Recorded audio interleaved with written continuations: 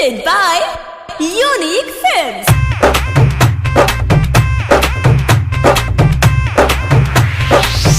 तोनी गूगल से पूछा धनिया कि देवघर के न जाई जाला। तोनी गूगल से पूछा धनिया कि चला के न जाई कल कुल तैयार बावे सारा धाया पार धनिया।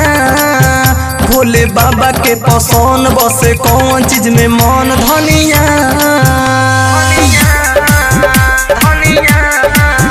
कल कुल तैयार बावे सारा धाया पार धनिया। भोले बाबा के पसंद बसे कौन चीज में मन धनिया। माथा फैलिया कुछ ना बुझाई अब बोला से सब होई जाला। तोनी गूगल से पूछा धनिया कि देवघर के न जाइल जाला। तोनी गूगल से पूछा धनिया कि जल के न ढारल जाला।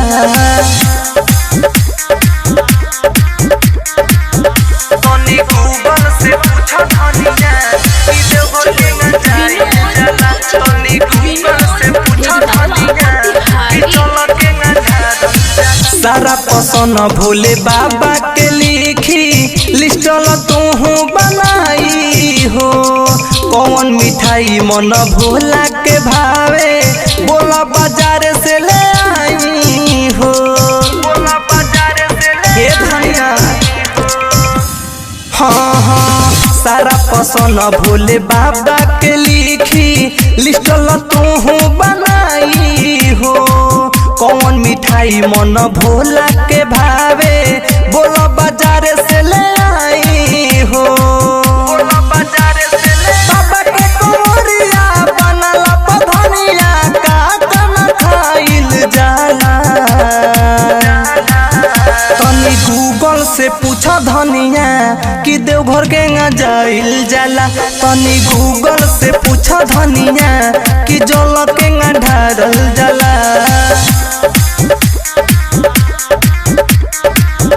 तनी गूगल से पूछा धनिया कि देवघर के न जाइल जाला। तनी गूगल से पूछा धनिया कि जल के न ढारल जाला। सावन के पहिला सोमारी हो प्यारी भीड़ हो खेला भाजी हो। भोरे से चढ़े के बावे पहाड़े जहाँ रहेले जटाधारी हो। सुला हाँ सावन के पहिला सोमारी हो प्यारी भीड़ हो खेला भारी हो। भोरे से चढ़े के बावे पहाड़े जहाँ रहेले जटाधारी हो। जहाँ रहेले जटाधारी कसुरबी राज पूछता रे आज बंगे में कलाइल जाला। तनी गूगल से पूछा धनिया कि जल के न ढारल जाला।